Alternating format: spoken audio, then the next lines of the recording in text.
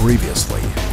대통령도 집 짓는다고 농지를 사서 택지로 바꾸시고 인물이 본인들도 그렇게 하면서 대통령께서 그걸 무슨 적폐라고 한다는 것은 이해할 수 없다. 간절한 사죄의 말씀을 드리고자 이 자리에 섰습니다. 다시 한번 기회를 달라는 호소를 드리기 위해서 이 자리에 섰습니다. 근데 이제 말씀하신 것처럼 보수 정부보다 오히려 진보 정부가 들어섰을 때 집값 안정이 안 되고 집값이 올라가는 이 문제에 대해서 이 무능하고 경험 없는 사람들을 기용해서 그렇다라고 계속 말씀을 하셨거든요. 지금 얘기하신 것처럼. 네. 우리나라의 2000년까지만 해도 타워팰리스라는 주상복합 아파트가 30평짜리가 3억인데도 70%가 미분양이었습니다. 아무도 아파트를 사질 않았어요. 20년 사이에 2억짜리 아파트가 20억이 넘어갔어요. 그 결정적인 원인이 2004년 6월 10일 날 대통령께서 뭐라고 하셨냐? 공기업도 장사다.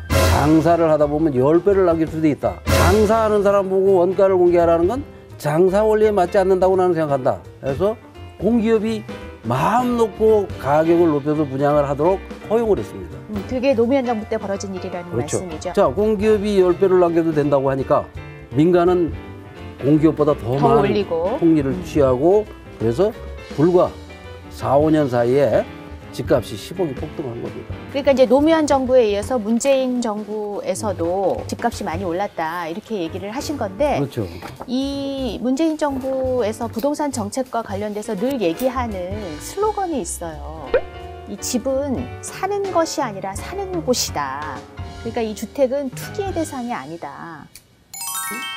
집을 거주 공간이 아니라 투기 수단으로 전락시키는 일은 용납하지 않겠습니다. 용납하지 않겠습니다. 투기는 반드시 잡는다. 그랬죠.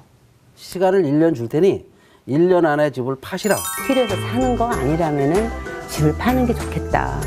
내년 4월까지 우리가 시간을 드렸거든요.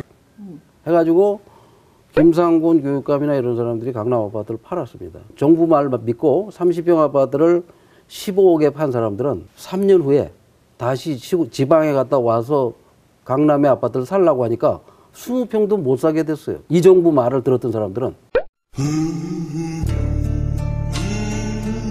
집보다 집이라 그러면서 팔라고 하는데도 안 판 사람들도 있잖아요. 김조원 수석 같은 경우는 끝까지 집을 버리고 집을 지켰죠. 아니 그런데 김현미 장관이 투기와 전쟁을 벌이겠다라고 얘기한 그거 자체가 잘못됐다고 생각하시는 건가요? 그러니까 말과 정책이 전혀 다른 길을 간 거죠. 이 정부는 집을 한 채 가진 사람에게는 재산세, 종부세, 양도소득세까지 세금을 다 냅니다. 집을 하나 가진 사람은. 이번에 뭐 공시가격이 올라가지고 이 세금이 계속 껑충껑충 뛰고 있습니다. 2021년 기준 공시지가가 얼마 전에 발표됐는데 지금 뭐 집 가진 사람들은 아우성이죠. 소득이 늘어난 것도 아닌데 세부담이 늘어나면 조세 저항 또한 생기기 마련이기 때문에 정부로서는 마음이 많이 쓰입니다. 반면에 임대사업자 등록만 해놓으면 집을 100채, 500채, 700채 최고 많은 사람이 900채를 가지고 있습니다. 재산세를 한 푼도 안 냅니다. 1원도. 종부세도 안 냅니다. 8년 내지 10년을 가지고 있으면 양도소득세도 한 푼도 안 냅니다. 그 얘기는 뭐냐면 집을 자꾸 사재기하라고 사인을 준 거죠. 임대사업자로 등록을 하게 되면 저희가 세제라든가 금융이라든가 이런 혜택을 드립니다. 임대사업자로 등록을 하게 되면 저희가 세제라든가 금융이라든가 이런 혜택을 드립니다. 어떤 현상이 벌어졌느냐? 한 대여섯 명이 몰려다니면서 버스 대절해가지고 부동산 그 동네에 나온 매물로 나온 걸 다 사들였습니다. 네, 버스 대절해서 다니시는 분들은 부산에 투자처 다 같이 이렇게 다니시는 분들이 있어요. 이 지난 4년 동안 이 사람들이 사들인 집이 100만 채입니다. 투기를 조장했다. 네. 투기를 유발했다. 네. 25번의 대책이. 25번의 대책이 전부 다 투기를 조장했다. 예. LH 사태를 계기로 부동산 투기 근절과 부동산 적폐 청산을 국정의 최우선 순위에 놓겠습니다. 감사합니다. 이 정부는 시민 중에 투기 세력들이 집값을 올린다고 하면서 집값 대책을 시민을 향했어요. 시민들이 집값을 올릴 수 있습니까? 시민들이 무슨 정책 결정권이 있습니까? 그러니까 투기를 조장해 놓고 투기를 한다고 시민들한테 공격을 한 것은 핑계를 잘못됐다는 댄 거죠. 그런 말씀이시잖아요. 그러면서 네. 대책은 네. 자, 공급을 늘리면 공기업이 우선 좋겠죠? 일감이 생기니까.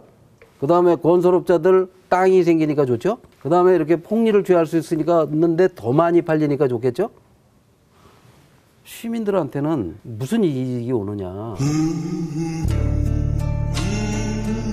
아까 20년 동안 열심히 직장 생활하셔서 번 돈으로 집을 사셨다고 얘기를 하셨는데 원래는 쌍용건설에서 일하셨었죠. 예. 제가 조사한 바로는 18년 동안 근무하시다가 경실련에 가서 시민운동가로 변신한 걸로 알고 있어요. 근데 그때 어떤 계기가 있었나요? 그러니까 제가 어떤 일이 있었냐면 94년도에 성수대교가 무너지고 95년도에 삼풍백화점이 무너졌습니다. 삼풍백화점이 무너져서 거의 1000명에 가까운 시민이 쇼핑하다가 갑자기 사망을 했습니다. 기억납니다. 저 그날이. 어마어마한 일이 생겼죠.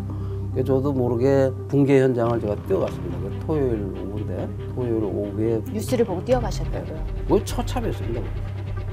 그래서 뭘 느꼈냐면 이 건설회사가 건축물을 잘못 지면 이렇게 어마어마한 참사가 일어났다. 이 건설하는 사람들이 건설 상품을 아파트나 주택도 마찬가지입니다.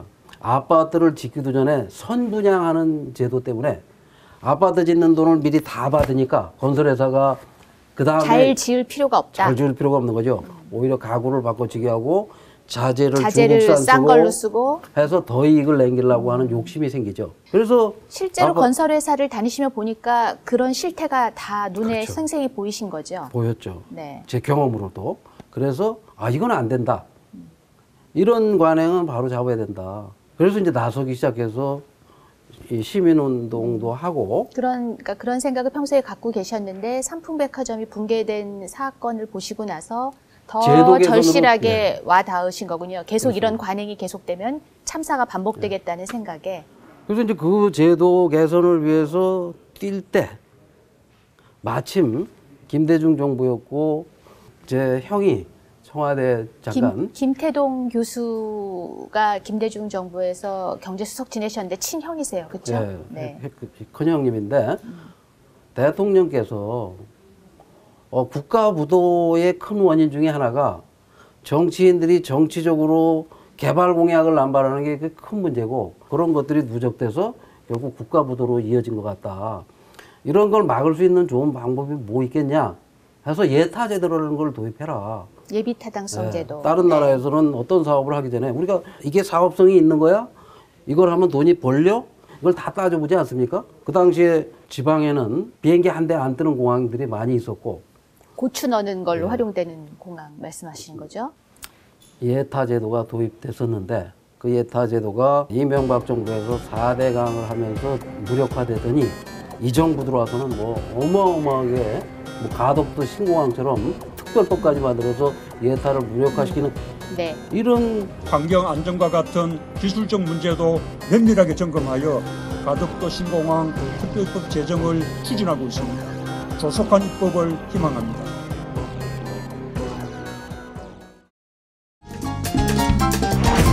빈부격차가 굉장히 심한 동네에 무허가 집에 방 한 칸 얻어서 여기가 살고 있었으니까 저희 집 옆에 전인권 씨가 저보다 한 살 위에 형입니다, 동네. 그래서 둘이 어린 집에서 반짝처럼 돌아다녔어요.